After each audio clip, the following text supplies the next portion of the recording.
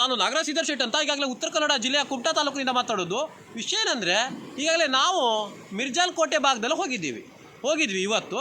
ಅಲ್ಲಿ ಏನಂತ ಕೇಳಿದ್ರೆ ಅಲ್ಲಿ ಶುಲ್ಕ ವಸೂಲಿ ಮಾಡ್ತಾ ಇದ್ದಾರೆ.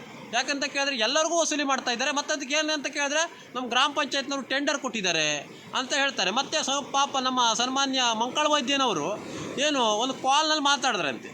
ಅವ್ರು ಕಾಲಲ್ಲಿ ಮಾತಾಡ್ರು, ಅವ್ರ ಮಾತಿಗೆ ಕಿಮ್ಮತ್ತೇ ಇಲ್ಲ ನಮ್ಮ ಉಸ್ತುವಾರಿ ಸಚಿವರ ಮಾತಿಗೆ. ಅಂತ ಕೇಳಿದ್ರೆ ಅವರು ಯಾವ ರೀತಿ ಸರ್ಕಾರ ನಡೆಸ್ತಾರೋ ನಮ್ಗೆ ಗೊತ್ತಿಲ್ಲ. ಅಲ್ಲಿ ಸ್ಥಳೀಯ ಜನರಿಗೆ ಭಾಳ ಸಮಸ್ಯೆ ಆಗ್ತಾಯಿದೆ. ಎಲ್ಲರಿಗೂ ಕೂಡ ಅಲ್ಲಿ ಶುಲ್ಕ ವಸೂಲಿ ಮಾಡುವಂಥದ್ದು ಕೇಳಿದ್ರೆ ಅವ್ರು ಟೆಂಡರ್ ತಗೊಂಡಿದ್ದಾರಂತೆ. ಯಾರೋ ಒಬ್ಬ ದೊಣ್ಣೆ ನಾಯ್ಕಂತೆ. ಅದಕ್ಕೆ ಅವರೆಲ್ಲ ಹೆಸರು ಹೇಳಿದ್ರಪ್ಪ, 100 ಜನರದ್ದು. ನಾವು ಇವ್ರು ಹೇಳಿದಾರಂತೆ, ಅವ್ರು ಹೇಳಿದಾರೆ. ಅವ್ರದ್ದೇ ಒಂದು ಆ ಮಿರ್ಜಾನ್ ಏನಾಗಿದೆ ಕೇಳಿದ್ರೆ ಅವ್ರದ್ದೇ ಒಂದು ಕೂಟ ಹೋಗ್ಬಿಟ್ಟಿದೆ. ಅಲ್ಲಿ ಗೌರ್ಮೆಂಟಿಗೂ ಕಿಂಚಿತ್ ಬೆಲೆ ಇಲ್ಲ, ಮತ್ತು ಯಾವುದು ನಾಮಫಲಕನೂ ಇಲ್ಲ. ಅಲ್ಲಿ ಬೇಕಾಬಿಟ್ಟಿ ದುಡ್ಡು ವಸೂಲಿ ಮಾಡೋದು. ಮತ್ತು ಯಾರ್ಯಾರೋ ನೇಮಕ ಮಾಡಿದ್ರಂತೆ. ಅಲ್ಲಿ ವಿಡಿಯೋ ಮಾಡೋಕ್ಕಿಲ್ಲ ಅಂತ, ಕಳೆದ ಬಾರಿ ಹೋದಾಗ ವಿಡಿಯೋ ಮಾಡೋಕ್ಕಿಲ್ಲ ಅಂತ ಹೇಳ್ದೆ ನನಗೆ. ನಾ ಎಂತಕ್ಕೆ ವಿಡಿಯೋ ಮಾಡೋಕ್ಕಿಲ್ಲಪ್ಪ, ನೀನೇನು ಬೋರ್ಡ್ ಹಾಕಿದೆ, ಮತ್ತೆಲ್ಲ ಡಿ ಸಿ ಹತ್ರ ಯಾರೋ ಪರ್ಮಿಷನ್ ತಗೊಬಂದಿದೆ. ಅವ್ರದ್ದು ಏನೂ ಇಲ್ಲ, ಜನರಿಗೆ ಹೆದರಿಸೋದು. ನೀನು ಚಿತ್ರೀಕರಣ ಮಾಡುವಂಗಿಲ್ಲ. ನಾ ಹೇಳಿದೆ, ನೀ ಚಿತ್ರೀಕರಣ ಮಾಡಬಾರ್ದು ಅಂದರೆ ಒಂದು ನಾಮಫಲಕ ಹಾಕಬೇಕು ಫಸ್ಟ್ ಆಫ್ ಆಲ್ ಆಗಿ. ಎರಡನೇದು ಏನಂತ ಕೇಳಿದ್ರೆ, ನಿನಗೆ ಯಾರು ಪರ್ಮಿಷನ್ ಕೊಟ್ಟಿದ್ದಾರೆ ಅದನ್ನೆಲ್ಲ ನೀನು ಪರ್ಮಿಷನ್ ಇದಕ್ಕೆ ಚಿತ್ರೀಕರಣ ಮಾಡಬಾರ್ದು, ನಿನ್ನ ಹತ್ರ ಡಿ ಸಿ ಅವ್ರು ಏನಾದ್ರು ಆರ್ಡರ್ ಕೊಟ್ಟಿದ್ದಾರೆ ಅಂತ ಕೇಳಿದೆ. ಇಲ್ಲ, ಏನೂ ಇಲ್ಲ. ಆದರೆ ಒಟ್ರಾಸಿ ಎದುರಿಸೋದು.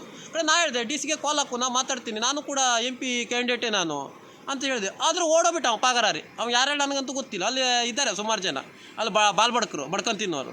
ಅದೇ ಈಗ ಬಡ್ಕೊಂಡು ತಿನ್ನೋರು ಇದ್ದರೂ ಕೂಡ ಈ ಸರ್ಕಾರಕ್ಕೆ ಗೊತ್ತಾಗ್ತಿಲ್ಲ. ಮತ್ತು ಹೋರಾಟಗಳ ಮುಖೇನ ಬಿಸಿ ಮುಡಿಸಿದ್ರು ಕೂಡ ಅದಕ್ಕೇನೋ ನಮ್ಮ ಸ್ಥಳೀಯರ ಶಾಸಕರು ಏನೋ ಶಾಮೀಲಿದ್ದಾರೆ ಅಂತ ಕಾಣುತ್ತೆ ನನಗೆ. ಅದ್ರ ಬಗ್ಗೆ ಚಿಂತನೆಯೇ ಇಲ್ಲ ಆ ಸ್ಥಳೀಯ ಶಾಸಕರಿಗೆ.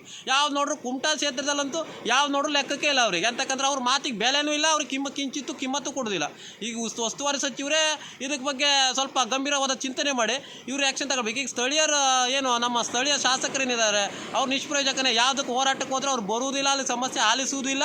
ಅದು ಯಾವುದು ಪುಸ್ತಕ ಲೆಕ್ಕಕ್ಕೆ ಬರೋದಿಲ್ಲ. ಹೋರಾಟಕ್ಕಂತೂ ಏನು ಹೊಳೆಯಲ್ಲಿ ಉಳಿಸಿ ನಿಲ್ತೊಳ್ದಂಗೆ. ಅದಕ್ಕೆ ಆ ಒಂದು ನಿಟ್ಟಿನಲ್ಲಿ ಹೇಳ್ತಾ ಇದ್ದೀವಿ.